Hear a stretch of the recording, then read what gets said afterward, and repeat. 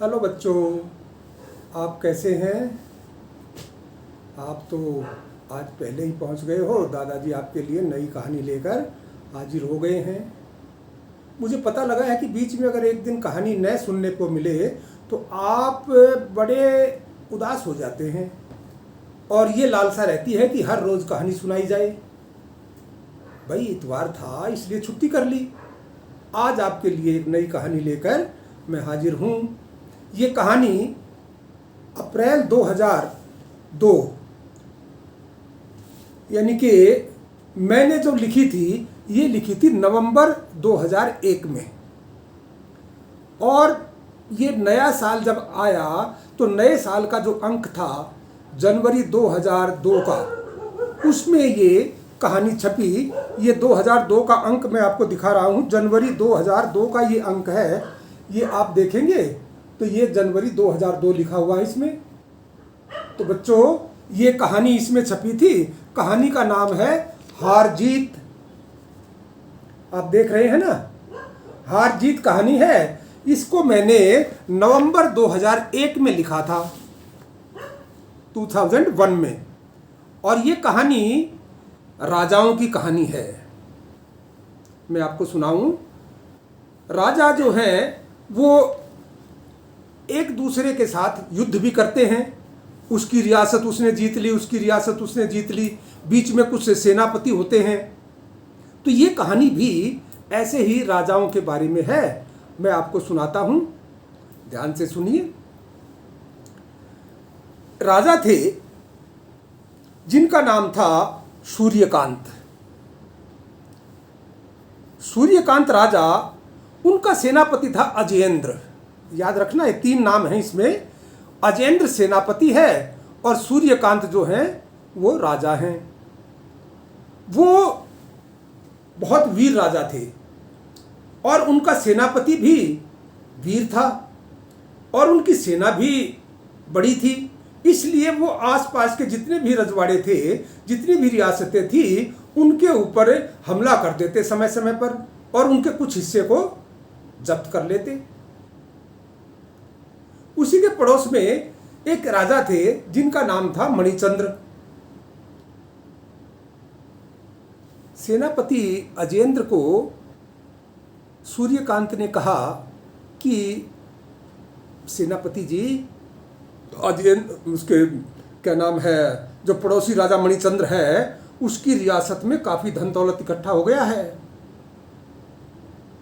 चाहो तो इस वक्त मौका है और उनके हिस्से को भी जीत सकते हैं।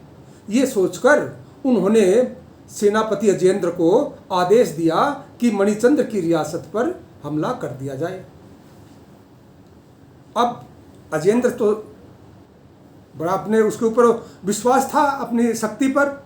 उसने जो है मणिचंद्र की रियासत पर हमला कर दिया। अब जब मणिचंद्र की रियासत पर हमला हुआ तो मणिचंद्र के सैनिकों ने बड़ा मुकाबला किया, लेकिन वो ताकत में भी कमजोर था, सेना भी कम थी उसकी, इसलिए वो जीत नहीं पाया। और मणिचंद्र की रियासत को जीतकर अजयेंद्र जब वापस सूर्यकांत के पास आ रहा था महल में, तो रास्ते में उन्होंने एक नदी पड़ती थी उनकी नगर से बाहर। तो वो नदी पर आए तो वहाँ उन्होंने देखा कि भाई एक सन्यासी है, वो जो है नदी के किनारे बैठा है और स्नान करने के बाद वो चाह रहे हैं कि भाई वो पूजा करे, भगवान की अर्घ दे रहे थे सूर्य को। अब अजयेंद्र जो है उसकी सेना वहां से गुजरी। अब उनके घोड़ों को प्यास लगी थी तो उन्होंने कहा कि नदी में पानी पिला देते हैं। ये सोचकर वो नदी की तरफ उन्होंने उनका मुख मोड़ दिया। अब घोड़े जब नदी की तरफ आए तो सन्यासी तो वहां बैठे हुए थे। अजयेंद्र को तो अपनी शक्ति पर घमंड था। उसने कहा सन्यासी को, अरे बूढ़े बाबा एक तरफ हो जाओ, घोड़े पानी पिएंगे यहाँ पर। अब सन्यासी तो सूर्य को अर्घ देने के बाद तपस्या में अपने लीन हो गए थे, उन्होंने कुछ नहीं सुना। थोड़ी देर बाद अजयेंद्र ने फिर कहा, अरे बूढ़े बाबा एक तरफ हो जाओ, घोड़ों को पानी पीने दो। फिर भी नहीं, सन्यासी का तप भंग हुआ। अब सन्यासी के पास एक तो उनका कमंडल था और एक चिमटा था। अजेंद्र को गुस्सा आ गया, उसने बाबा को धक्का देकर एक तरफ गिरा दिया तो बाबा लुढ़क कर पानी में गिर गए और उसने ठोकर मारकर कमंडल और चिमटे को भी एक तरफ धकेल दिया ताकि घोड़े पानी पी सके। जब उसने कमंडल पर पैर लगाया तो कमंडल से आवाज आई, तुम गलत कर रहे हो। चिमटे को भी पैर लगाया तो चिमटे से भी आवाज आई, तुम बहुत गलत कर रहे हो। अब बच्चों, अजेंद्र तो अपनी शक्ति में मद में चूर था, उसने तो कुछ परवाह नहीं की। उसने ठोकर से उन दोनों को एक तरफ कर दिया और बाबा जो नहर में पानी में गिर गए थे नदी में, वो दोबारा आकर फिर किनारे पर बैठकर तपस्या में लीन हो गए। अब अजेंद्र ने पानी वानी पिलाया घोड़ों को और उसकी सेना के जो सिपाही थे वो सारे के सारे महल की तरफ बढ़ गए। अब जब वो महल की तरफ आए तो महल में उन्होंने देखा कि द्वारपाल जो है वो तो कोई नया आदमी लग रहा है महल का। तो उन्होंने द्वारपाल से, जब वो अजेंद्र सेनापति जो था वो अंदर जाने लगा तो द्वारपाल ने रोक दिया, रुको, आप कहाँ जा रहे हैं? तो अजेंद्र को बड़ा गुस्सा आया, कहने लगे तुम जानते नहीं मैं सेनापति हूं, तुम्हारी हिम्मत कैसे हुई मुझे रोकने की? तो अजेंद्र बोला, मैं महाराज से मिलने जा रहा हूं। तो उसने द्वारपाल ने कुछ देर सोचा और फिर कहा, कहने लगे चलो जाओ। अब जब अजेंद्र अंदर गया तो वहां जाकर उसने देखा कि जो राजा का महल है उस महल का जो सिंहासन है उस पर तो मणिचंद्र बैठा हुआ है और राजा जो सूर्यकांत हैं उनके हाथों में बेड़ियां हैं और पैरों में भी बेड़ियां हैं। हथकड़ी और बेड़ियों से उनको जकड़कर एक तरफ रखा हुआ है। अजेंद्र को देखते ही मणिचंद्र ने कहा, ये भी आ गया, इसको भी बांध लो। अब इतना सुनना था कि मणिचंद्र के जो सिपाही थे, अंगरक्षक थे, उन्होंने सेनापति अजेंद्र को भी बांध लिया। अब बांधने के बाद उन्होंने कहा कि इनको दोनों को नीचे तहखाने में बंद कर दो। अब उसके अंगरक्षक राजा सूर्यकांत को और सेनापति अजेंद्र को लेकर नीचे तहखाने में चले गए। तहखाने में जाने के बाद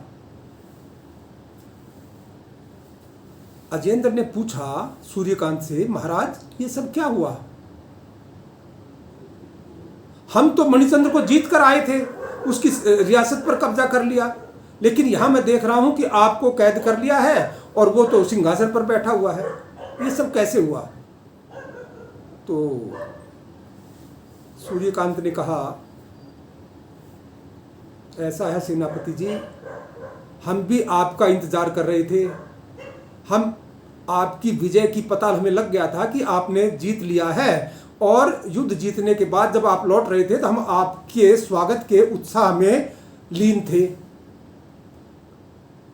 तभी पता नहीं कहां से अचानक कुछ लोग आए, कुछ सैनिक थे, वो मणिचंद्र के सैनिक थे, वो रसोइयों से निकलकर चिमटे और कमंडल लेकर हमारे ऊपर टूट पड़े और कुछ ही देर में उन्होंने कमंडल और चिमटों से हमारे सारे सैनिकों को घायल कर दिया और बंदी बना लिया हमें। अब जब सूर्यकांत ने ये सब कहा तो अजेंद्र का माथा ठनका। उसने पूछा, महाराज ये सब कितने बजे के आसपास हुआ? कितने बजे? कहने लगा, दोपहर के थोड़ी देर बाद। तब अजेंद्र को एकदम ध्यान आया, ओहो, वो तो वही समय था जब मैंने बाबा को नदी में धक्का दिया था और उसके कमंडल और चिमटे को पैर में मारकर ठोकर लगाई थी। फिर तो अजेंद्र ने सूर्यकांत को पूरी कहानी कह सुनाई कि इस तरीके से रास्ते में नदी किनारे बाबा तपस्या कर रहे थे और वो हमने उनके साथ अभद्र व्यवहार किया।